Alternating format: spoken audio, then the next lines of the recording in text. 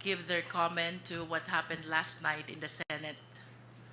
Well, first of all, we welcome the impeachment court's service of summons to the Vice President.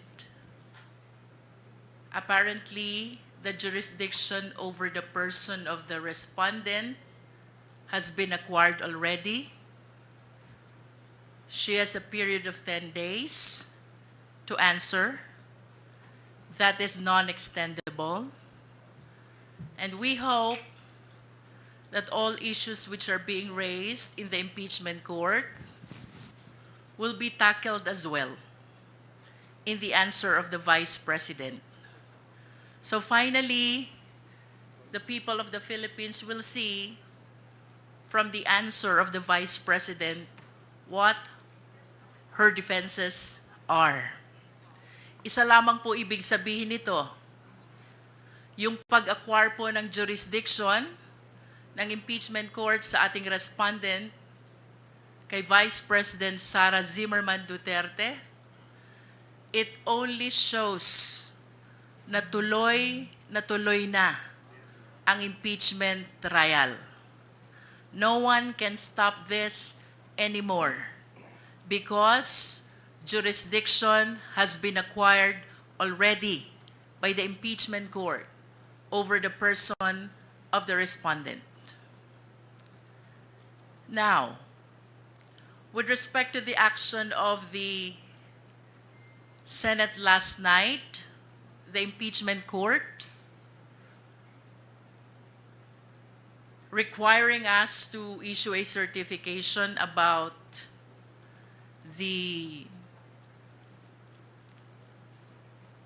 compliance with the Constitution with respect to the filing of the impeachment complaint, as well as the second order, and that is for the 20th Congress to confirm whether we will pursue this impeachment complaint. Medyo ang prosecution panel po ay nalalabuan dito sa naging order ng impeachment court kagabi. So we resolve to seek the clarification of the impeachment court. With respect to the first order, about the certification pertaining to our compliance with the Constitution in filing the impeachment complaint, we maintain our position. Sumunod po kami fully and strictly to the requirements of the Constitution. We did not violate the one-year prohibition rule. With respect to the second order, it is impossible to be complied with because, first of all, 20th Congress doesn't exist yet. Tayo po ay nasa ika-11 na kongreso pa lamang. Mag-a-adjourn pa po, and we will be looking forward na mag-convene naman ang pa-20 kongreso ng Pilipinas. That will be on July 28, simultaneous with the SONA.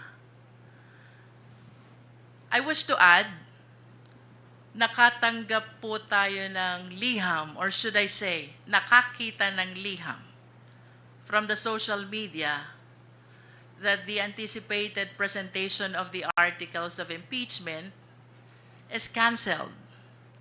Ang sabi po ng ating presiding officer ng impeachment court, the referral of the verified complaint to the impeachment court mooted already the presentation and the reading of the articles. This will be part of the clarification that we will be seeking from the impeachment court, sapagkat batid po natin na itong presentation ng articles ay bahagi ng Senate Rules on Impeachment, and we seek the guidance. We seek the enlightenment of the impeachment court so we can properly comply to the order that they issued last night. Finally, we wish to take advantage of this opportunity upang pasalamatan po ang taong bayan. Sa lahat po ng sumusuporta sa prosecution panel, sa House of Representatives, we had a mass this morning attended by different civil society groups. May mga nakasama po tayo religious leaders and even victims of EJK. Maraming salamat po. Rest assured, ang House of Representatives, ang prosecution panel, naninindigan po. Tuloy ang laban para sa katotohanan, hustisya, at pananagutan. Maraming salamat po. Ma'am, thank you, Kong Jinky, and to the rest of the prosecutors want to answer. Meron na po bang update kung natanggap na po ba muna natin itong received copy ng articles, yung pinababalik po na articles of impeachment? Meron na po ba from the Senate? We have no official information yet whether the articles of impeachment, which according to you is being returned by the Senate, was received already by the Secretary General. I hope you understand that the members of the prosecution panel here has no participation whatsoever in the proceeding of the office of the Secretary General. Let's wait and see kung anong official information ng SecGen. But ano pong action po ng ating prosecution team? Tatanggapin po ba itong articles of impeachment, yung pag-remand? And what was your reaction to that while watching it last night?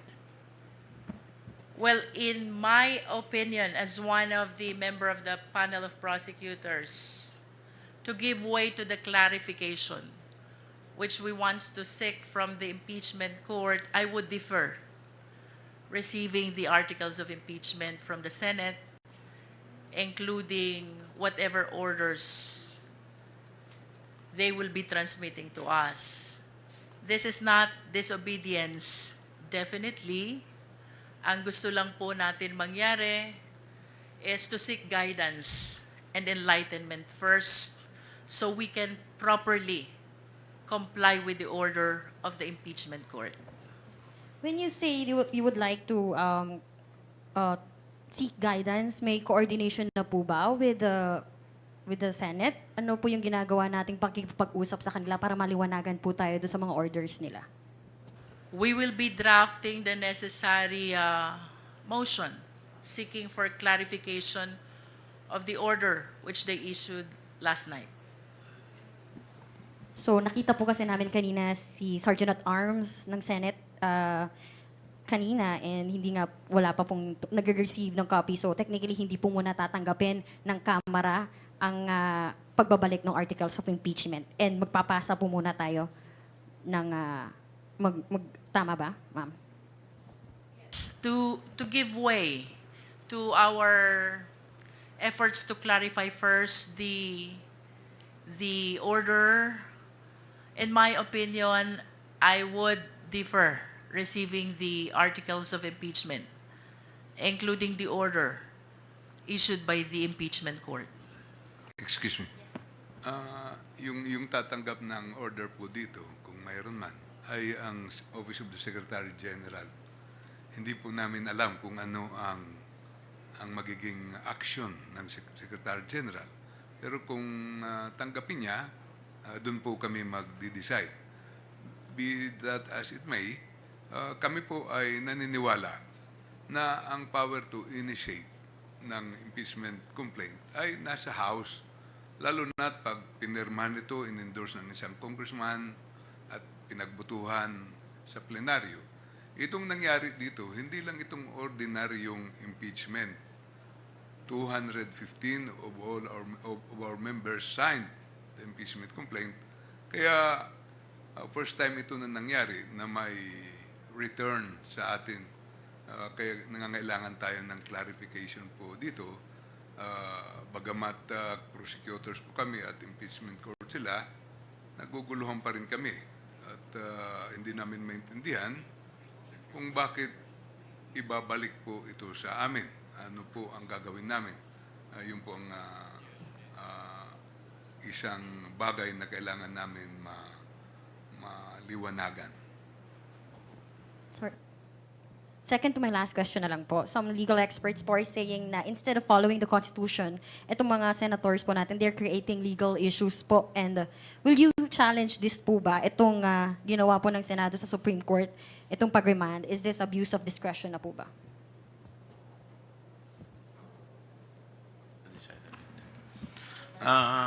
Ito pong sa ngayon, ang desisyon ng House Prosecution Panel is to submit clarification muna.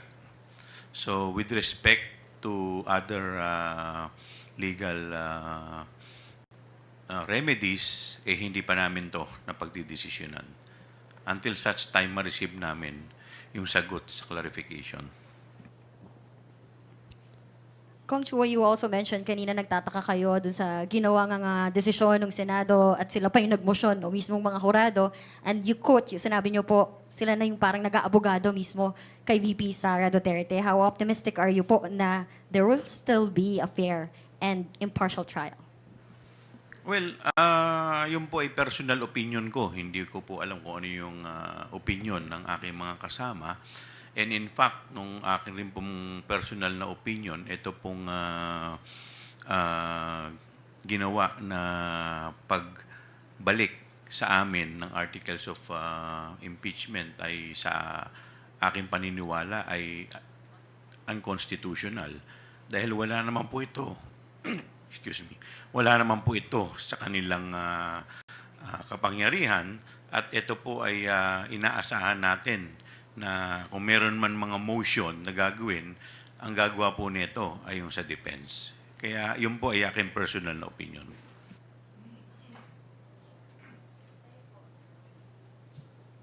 Anyone? Okay na po, thank you. Thank you, Marian. Isa Ubendanyo Umali from GMA-DCWB. You're recognized. Isa. Lumabas. Report. Big Sumintak from Net25. Magandang hapon po. May we know now kung ano na ang status ng article of impeachment in your point of view na kagabi po ay dinicide nga po ng impeachment court na mayroong mga nakita silang mga procedural lapses and constitutional question doon sa 7 article of impeachment kasi pinoint out din nung mga nagsulong ng motion, particularly Senator Alan Peter Cayetano, yung first, second, and third impeachment. Tingin po namin, yung nangyari kagabi ay parang produkto ng compromise nila sa Senado. Paano silang matapos yung usapin. Pero sa kabuuan ay tuloy ang impeachment, ang proceedings, ang trial. Kasi pinasagot na po yung ating Vice Presidente at binigyan siya ng 10 days to answer. Ibig sabihin, buhay na buhay dahil pag sumagot ng ating Vice Presidente ay matutuloy na. Bagamat nandun na tayo sa period na patapos na ang 19th Congress at magsisimula na yung 20th Congress. Sa amin naman, may gusto silang hinging certification. Palagay ko po, gusto lang nilang makasiguro. Pero makikita po natin kung masatisfy kami sa hinihingi nila, wala namang problema nga yun. Parang certification requirement lang. At any rate, it is presumed that our duty has been, there's the presumption of regularity in the performance of official functions. Lahat ng nasa gobyerno, yan po ang presumption. At maliwanag ito na 215 na nag-endorse sa impeachment complaint. So, ang take namin, tuloy po ito. Sir, in your point of view as prosecutors, particularly Congressman o Woman Luis Trumam, na nag-acquire na ng jurisdiction yung impeachment court dahil pinadala na ng summon ang respondent. Pero hindi kaya yung summon na yon pending the action of the Senate last night na kine-question nila yung regularity ng article of impeachment, hindi kaya yun magamit ng depensa para questionin nila na anong sasagutin nila doon sa summons? Well, in fact, the article of impeachment was remand to the House of Representatives. Under the rules, and even in ordinary courts, not just the impeachment court, yung service ng summons, that triggers acquisition of jurisdiction. And that is why I said earlier, we welcome this development. Bagaman naguguluhan po kami dun sa order kagabi, we are happy and thankful to the impeachment court because finally, the summons has been served already to the Vice President. And as I have stated, this only shows tuloy na tuloy ang impeachment trial. I wish to believe na yung hinihinging certification ng impeachment court is only a clarification or perhaps affirmation ng naging compliance ng Senate when we filed the impeachment complaint. But I wish to humbly invite the attention of the people to the ruling of then Presiding Officer Juan Ponce Enrile. That was during the time of the impeachment trial of Chief Justice Corona. Ang sabi po niya doon sa resolution, when there is compliance in the two basic requirements, that is the signature by at least 1/3 of all members of the House, and there is the verification, the filing of the impeachment complaint already enjoys presumption of legality. And that cannot be questioned anymore unless there is strong controverting evidence. Napakaliwanag po niyan. And I believe that this is still a very good law which should guide our impeachment court. No? Gusto ko lang pong balikan yung inyong question kanina. Anong status ng articles of impeachment? Considering that there are efforts to return. I humbly believe that the case is very much active and alive. Why? No less than the order of the Senate last night stated that the case is not dismissed, not terminated. Ibig sabihin, buhay na buhay ang kaso, pending sa impeachment court, reason also kung bakit kami man po ay nagtataka kung bakit ibabalik ang articles of impeachment dito sa House of Representatives. One last point from my end. Ma'am, since we know na co-equal body ang Senate at saka House of Representatives, the House of Representatives will initiate the impeachment.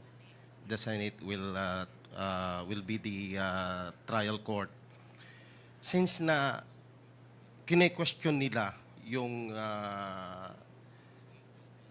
legality or the constitutionality of the impeachment complaint or article of impeachment, hindi ba ito isang insulto sa co-equal body?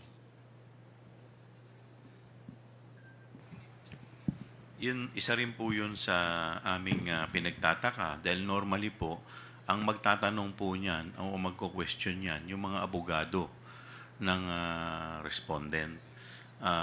Kaya nga po kami po naniniwala na ito po ay hindi sakop sa trabaho ng impeachment court dahil yung pagko-question po ng mga legality ay dapat po ay sinasagot o tinutugon po ng korte at hindi po ng impeachment court. Can I add to that? Bagamat kami po ay co-equal body, ang House at saka ang Senate, sa pagkakataon pong ito ay medyo naiba kasi impeachment court na sila at prosecutors po kami. Kaya parang nakikita natin parang sa husgado, may mga orders ang korte. Ngayon, kailangan din kami mag-clarify dito. Pero sa dulo ay kailangan ang taong bayan mapakinggan po dito. Kaya kung kinakailangan makinig kami at gumawa ng mga hakbang para matuloy po ito ay gagawin po namin bilang public prosecutors.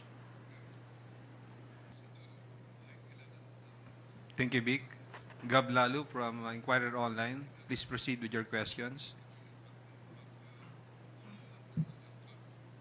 Sir, natanong na po, Sir Sen, ma'am, natanong na po kasi yung tungkol sa yung pagiging quasi-judicial ng impeachment court na merong mga proseso na ina-adopt yung impeachment court na galing sa mga regular na courts. Pero pwede kaya maging dahilan po ng Senate na dahil hindi naman sila korte,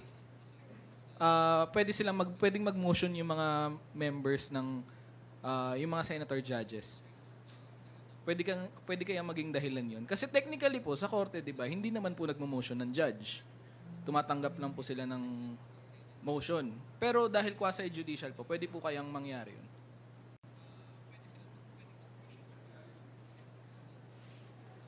Or I mean, pwede po nilang ma-justify po yun?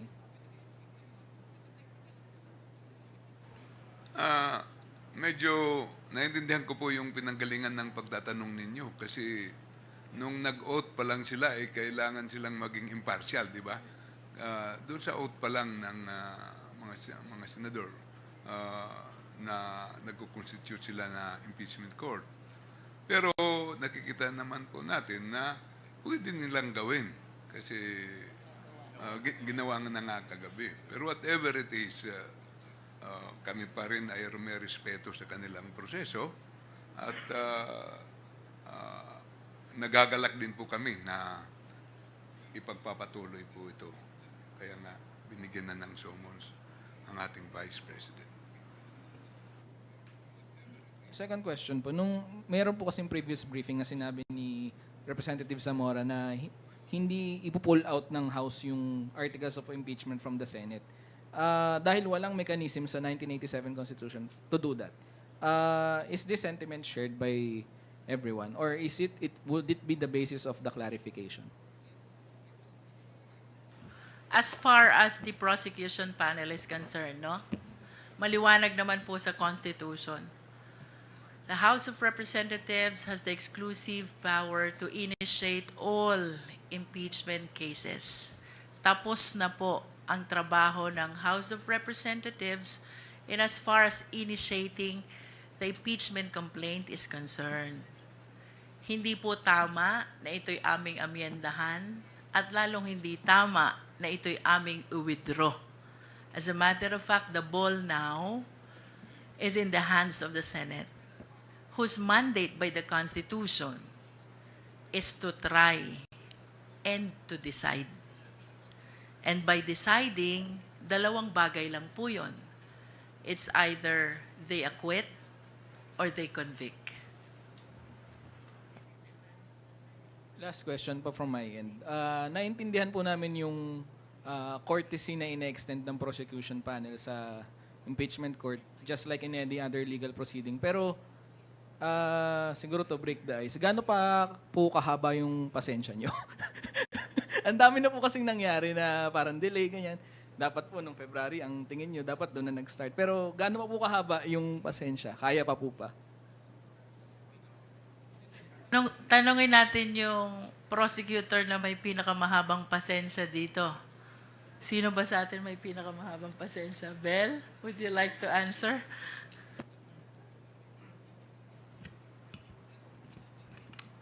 Opo, mapagpasensya po kami. At kami naman po, ginagawa lang naman po namin ang trabaho namin under the Constitution. So, kung ano man po ang sagot namin sa maski anong press briefing, maski anong interview, we are all united in following the Constitution, and lahat po ng gagawin namin henceforth will be under the Constitution and under the Senate impeachment rules. Yun lang. Kasi iba po yung personalidad ng House. Kami, as members of the House, kami as members of the prosecution group. Kaiba po yun. As members of the House, co-equal kami. Pero as prosecutors, we obey yung mga orders ng mga judges. Di po ba? So, kami sumusunod sa mga utos ng impeachment court because we are the prosecutors. Pero kung the way I look at it, yung pong communication is addressed to the House.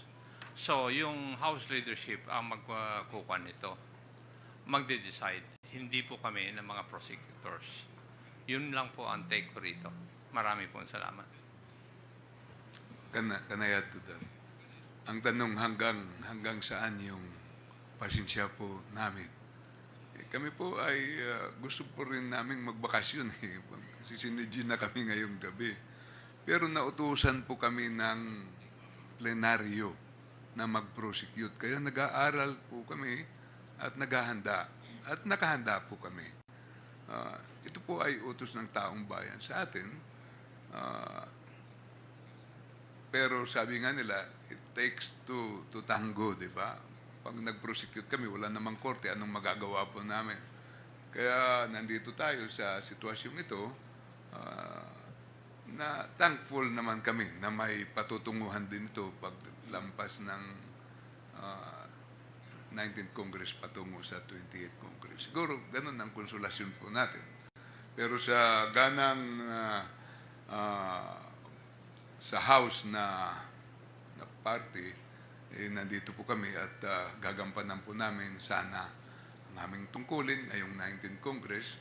At kung kami po bibigyan ulit ng ganong duties and responsibilities, lalo na't lahat naman nanalo yung nandito, at mag-iba pala except isang prosecutor namin,